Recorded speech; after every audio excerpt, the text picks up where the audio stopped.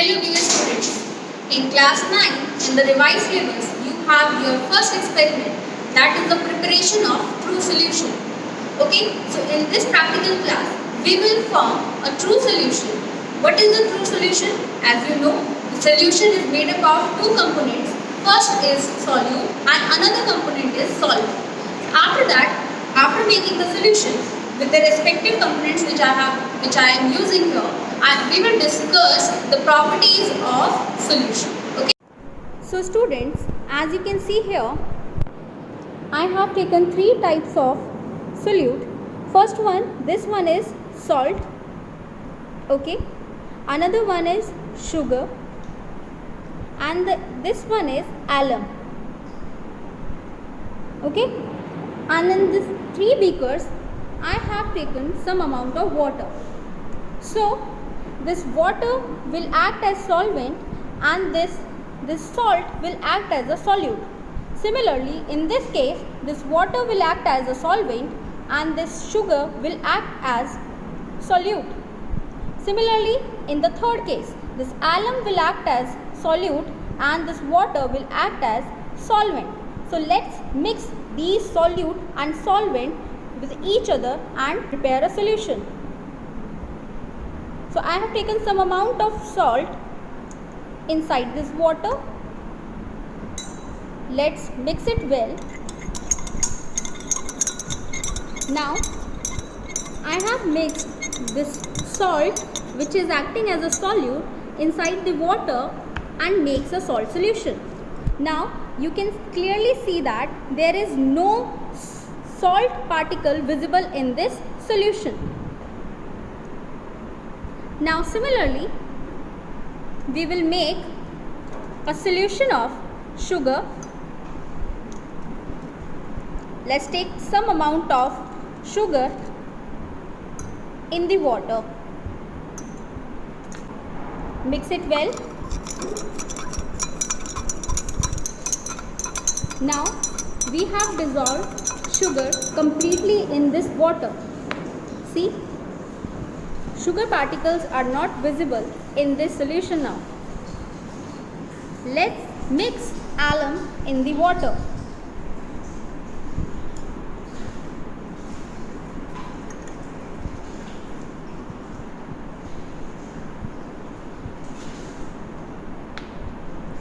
Mix it well. Now we have mixed alum completely in this water. See, no particle of alum is visible in this solution. So we have made three true solution. First one is salt solution, second one is sugar solution, and third one is alum solution. Now students, let's discuss the properties of true solution. So first, let's take the example of salt solution. As we know, the first property says that the true solutions are homogeneous mixture. Are you able to see any kind of visible boundary between the solute and solvent? See carefully. No. So there is no visible boundary between the solute and the solvent. So hence, this is a homogeneous mixture. Let's check this thing for another two.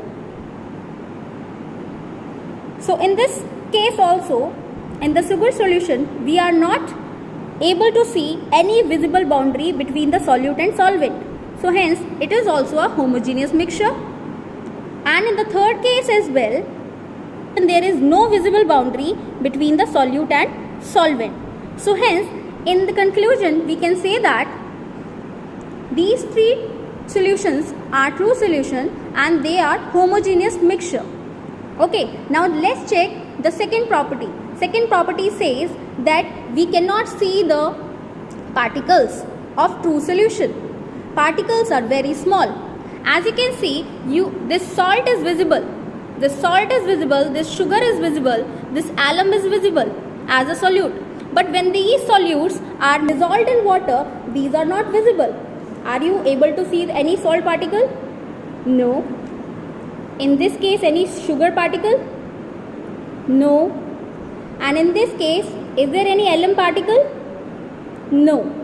So this determines that the particle of solutions are very small, that we cannot see even with the naked eye, not even with the microscopes.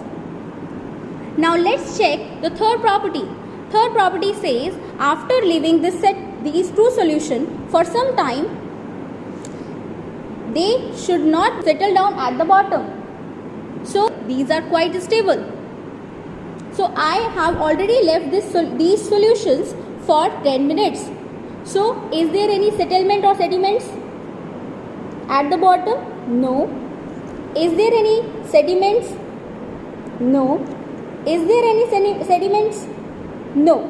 So in all three solutions, there is no sedimentation of solute particle.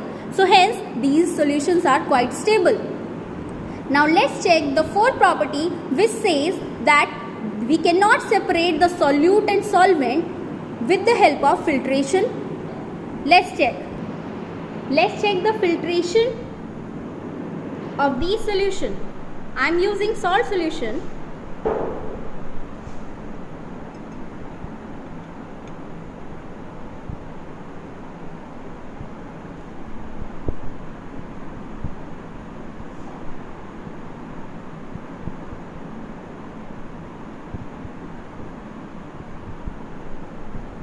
Check, is there any residue on this filter paper? Are you able to see? No, there is no residue on this filter paper. So hence we cannot separate this true solution with the help of filtration technique. The similar result we will get with this sugar solution and alum solution. So this was the first practical of your class, that we have prepared 3 types of true solution. Thank you.